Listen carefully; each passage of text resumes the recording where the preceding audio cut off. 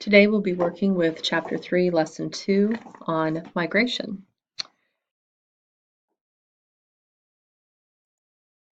Some of the key questions about migration that we'll be asking and answering today would be, why do people migrate? What are push and pull factors? How do push and pull factors affect people's decisions? And what kind of challenges do migrants face? We will be starting with your notes. So the first thing that you were asked to do is to define migration. And from the book, defines migration as people's movement from one place to another. You can add to that, this could be between countries or even within a country. Moving from place to place is migration.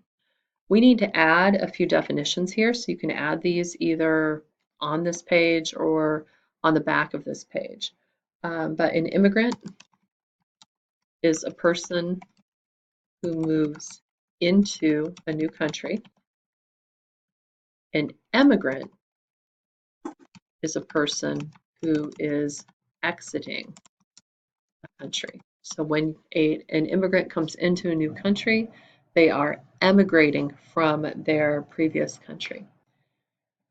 There's another class of people who are migrants who are just a little bit different, and they are refugees. A refugee is a person who is moving due to hardship. Typically, this is because of fear of life, fear of losing their life.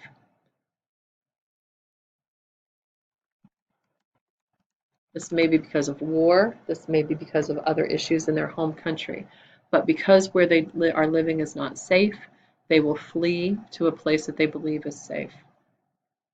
Why people migrate? As the country or as the world becomes more and more mobile, migration is even easier. So people migrate for a variety of reasons that include economics. Sometimes you can't find a job, you don't have the work that you need. There might be political issues. Maybe there's war. There could be natural disasters.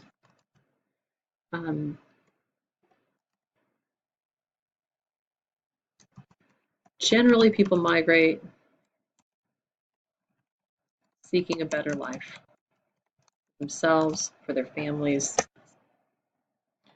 So push and pull factors. Every decision to migrate has a push and pull factor. Push factors push you out of the place you are. Pull factors attract you to a new place. So for example, a push factor, if you live in a place where there's war,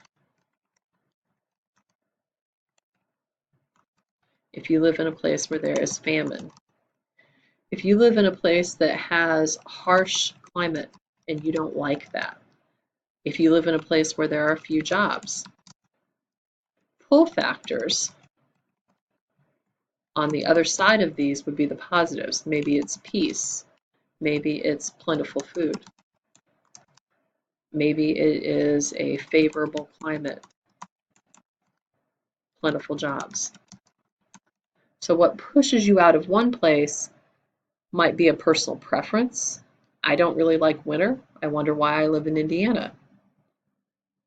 It could be worse, right? I could live in Canada. They have harsher winters. I could move farther south where there's a more favorable climate.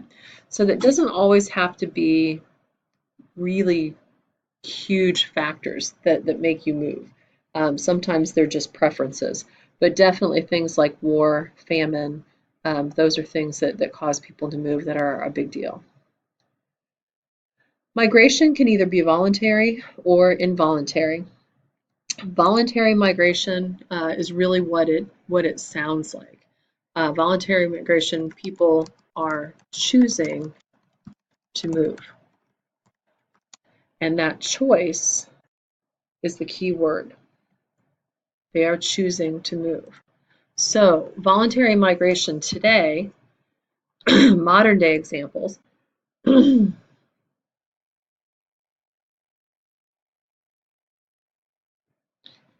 Your book gives you the example of China, Vietnam, Cuba, and definitely there's others, have restrictive governments.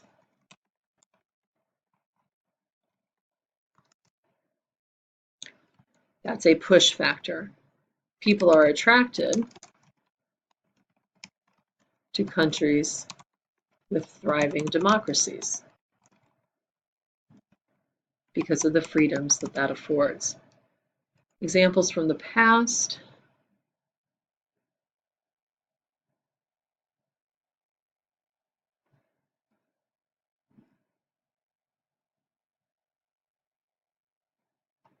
Examples from the past. Your book doesn't have this, but I would give you the Great Migration.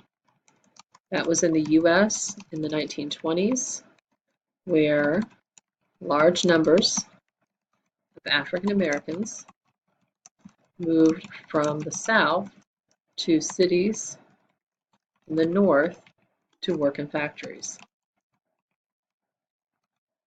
This is not just a few families moving. This was a huge movement of millions of people moving north because of the freedom that they found in the northern cities and the employment that they found. Involuntary migration. People are moved forcibly. Unfortunately, we have many examples of this. And so some examples from the past. Your book gives you the example of the 1800s when Britain formed a debtors' colony or prisoners' colony.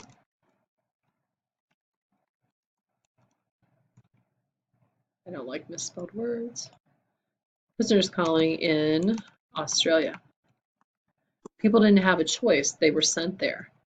The transatlantic slave trade.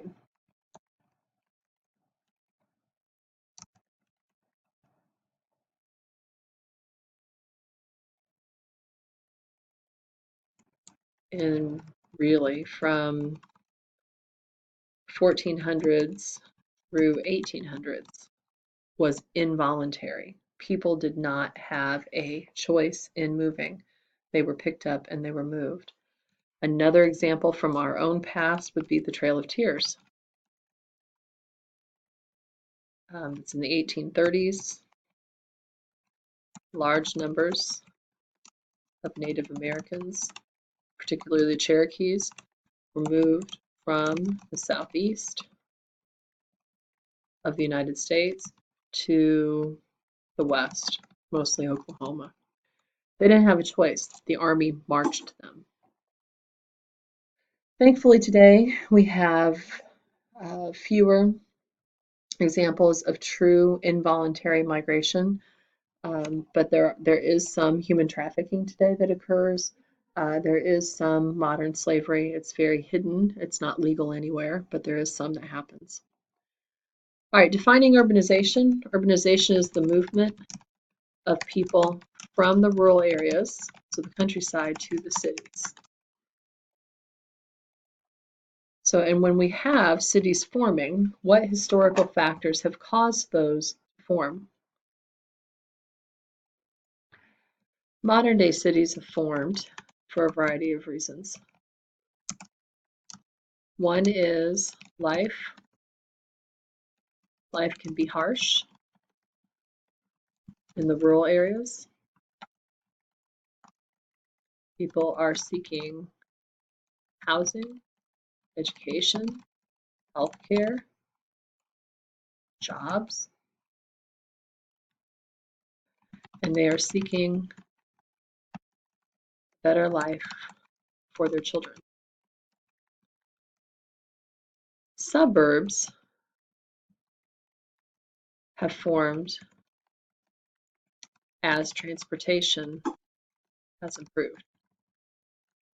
So for example, a major city in our area would be Indianapolis.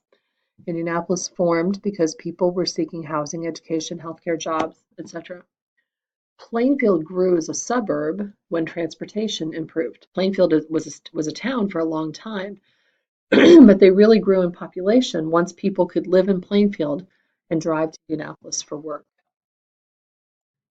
So that's a little bit about migration, push and pull factors, and urbanization, right? The push factor of the rural areas, the pull factor of the city. When people migrate, especially when they move to a different country, it's a very difficult decision.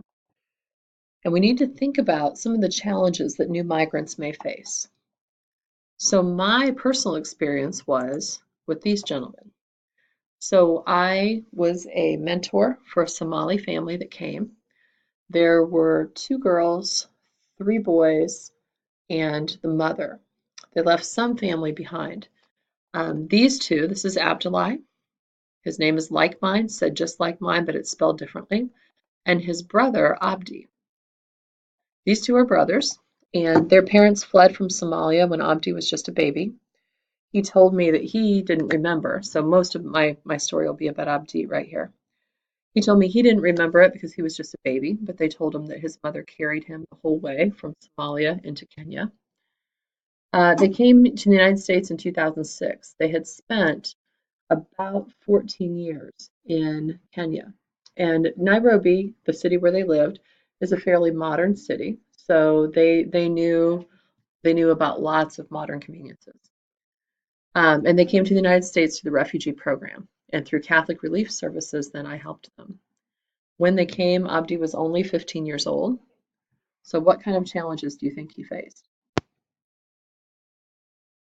So think about if you were new to the United States, you had never been here, what might be some of the things that you found unusual?